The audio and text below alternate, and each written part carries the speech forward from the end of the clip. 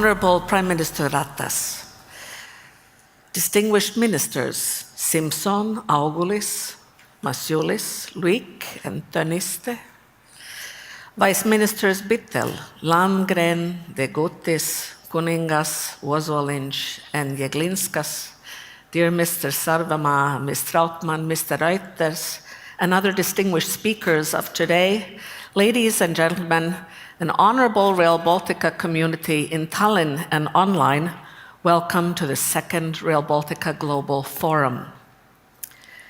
The Rail Baltica project's annual main event is dedicated to convening its diverse stakeholders, as you can see in the room, at one time and in one place to discuss its progress, maturity, topical issues, and share new ideas for Rail Baltica project implementation.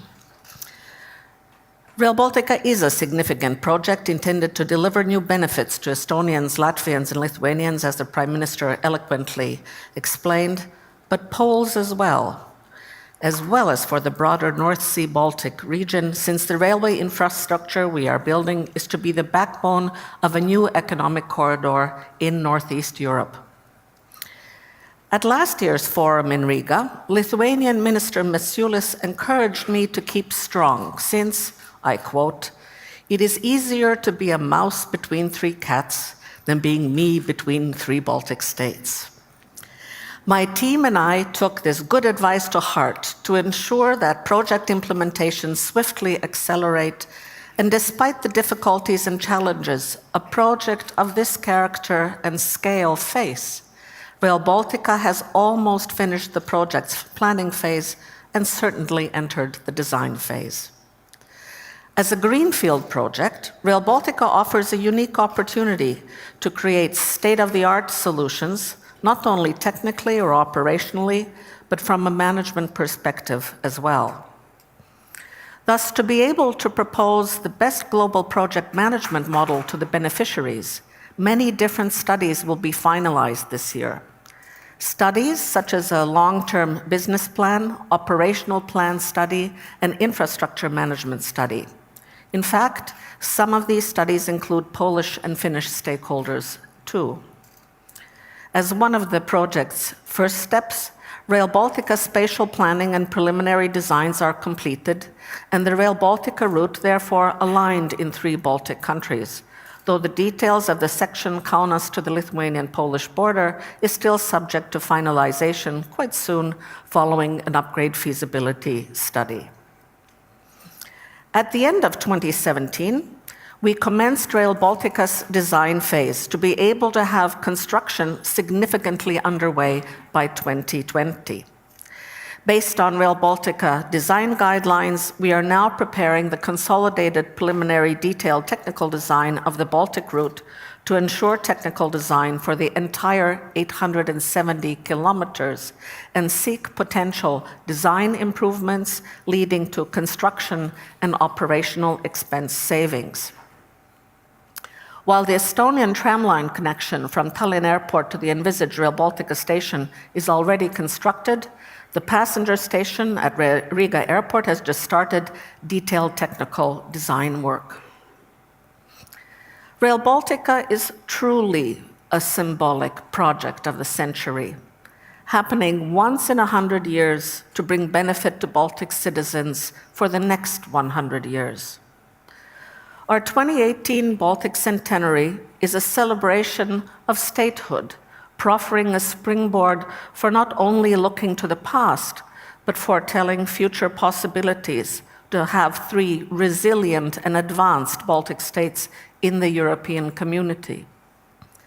Rail Baltica is a special instrument to foster the economic development of Estonia, Latvia, and Lithuania, and the increased welfare of its citizens in the decades to come.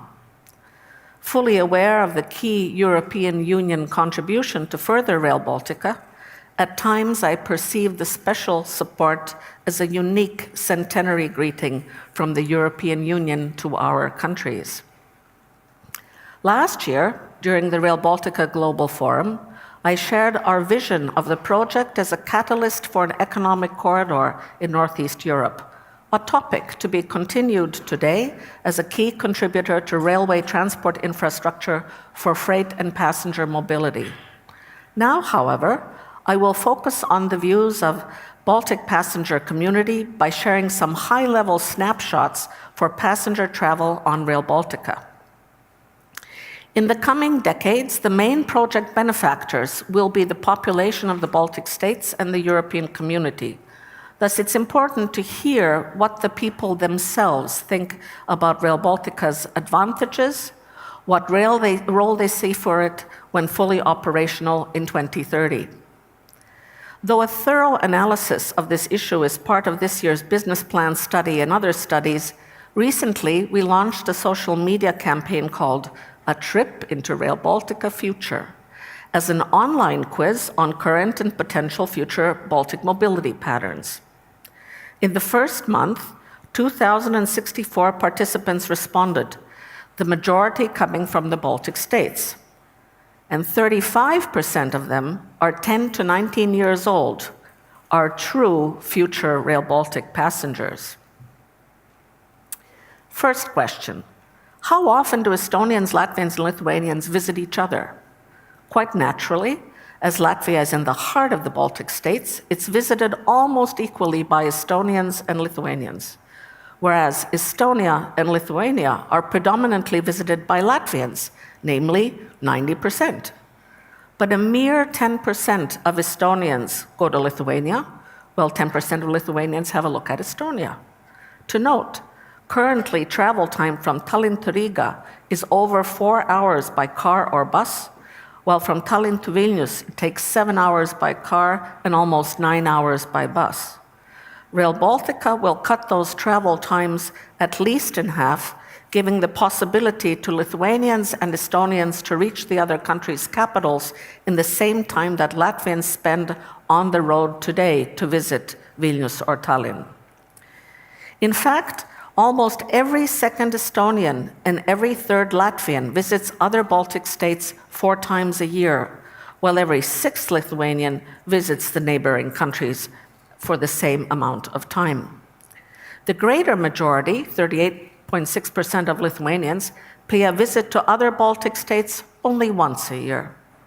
I should add that in this survey, we did not investigate the frequency of Lithuanian visits to Poland. So what are the driving reasons for those visits to other Baltic states? As indicated in last year's CBA socioeconomic benefits, Estonians, Latvians, and Lithuanians highly value the opportunity to relax and be entertained by concerts, art exhibitions, sports events and activities, nature parks, even historical monuments. Thus, 42% of all respondents indicated that they travel within the Baltics for holiday and leisure, while 21% visit other Baltic states for shopping, and 8% of these respondents claimed for business activities. Other reasons for visiting the Baltic states turned out to be family reunions, medical services, or studies. And remember, these reasons are predominantly based on travel by car or bus. Existing trains apparently don't play a role for passengers.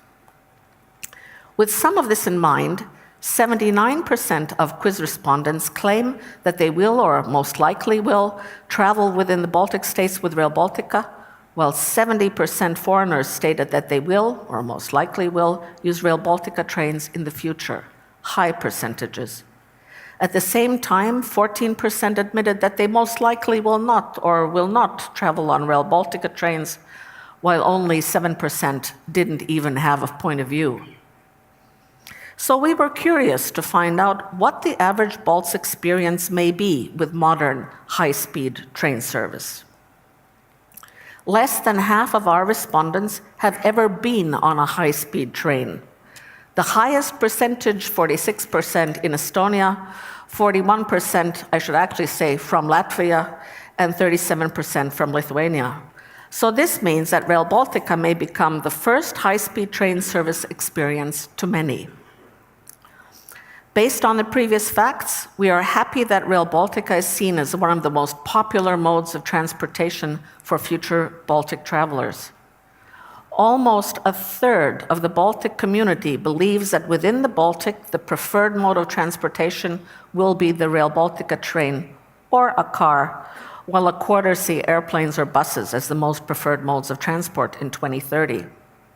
And please note that there are already 3.6% respondents who would prefer some future untested transport mode, like drones instead of bicycles, for intra-Baltic travel in 2030.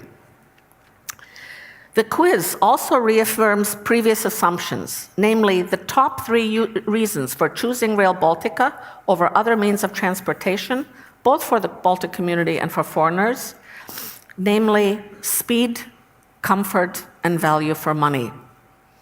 While other reasons mentioned were productivity while traveling, the ability to travel center to center reliably and punctually and more safely.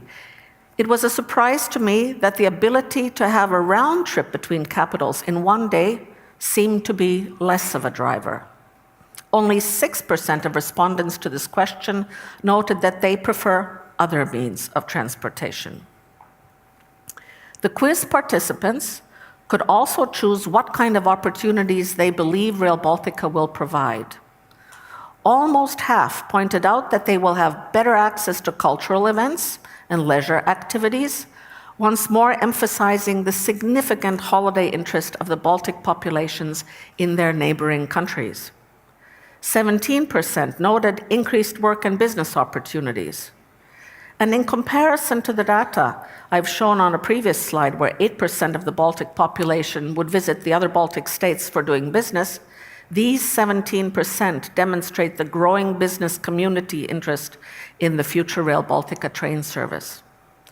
I should add that 13% of the participants appreciate the opportunity to live outside a large city in proximity to a Rail Baltica station, reinforcing experience from other similar projects. It's worth noting that 22% of the foreign community representatives expect Rail Baltica to provide better access to airports and thus to more flight destinations. However, as you know, travel with Rail Baltica is not just about reaching specific destinations by train. It's also about other aspects of the travel experience, such as what level of comfort do you seek upon arrival by combining different personal means of travel? Though we'll be making a deeper piggyback study later this year by asking the question, if Rail Baltica allowed you to take another vehicle on board, what would it be? We discovered that half of the Balts and foreigners would love to have the opportunity to take a bicycle on board, and every third individual would like to take a car on the train for further travel when arriving at the destination. Food for thought, especially for business people. Last but not least, during the Rail Baltica implementation, we will seek to embrace innovations and digitalization that meet future needs for passengers and for freight. We'll address this topic more deeply tomorrow at our Industry Suppliers Day, but the travel innovations our customers will encounter are no less important. Thus, we ask their opinion on their preferred ticketing technology in 2030, clearly based on today's technological probabilities. Though the majority claims they would prefer to use e-tickets, mobile applications or contactless cards, widely used already, they show some part of conservatism in their approach, since almost 17% still state a preference for paper tickets. So we all have some work to do. That said, future technologies, such as human-implanted microchips, already in use in Sweden, may take a long time in the Baltic States for train operators to use as a ticketing option in Estonia, Latvia, or Lithuania. By the end of this year, we will have completed deeper research of these quiz trends. The good news summary is, our future passengers are interested in Rail Baltica. In conclusion, let me set the stage for the next speakers by summarizing why our project is so special. Rail Baltica is a unique European Union project in the 3 Baltic states, the first cross-border project involving more than 2 countries in the EU. And it's unique by offering our region many new opportunities to build a strong regional economic corridor, to build new railway infrastructure as environmentally sustainable as possible, to quickly attain its maximum business potential by smart and timely commercialization activities, to embrace innovation and digitalization without further ado, and most importantly, to bring copious benefits to the Baltic population and the European Union's community. May this Rail Baltica Global Forum focus on the ability to work together to generate maximum benefit for all our constituencies. Thank you for your attention.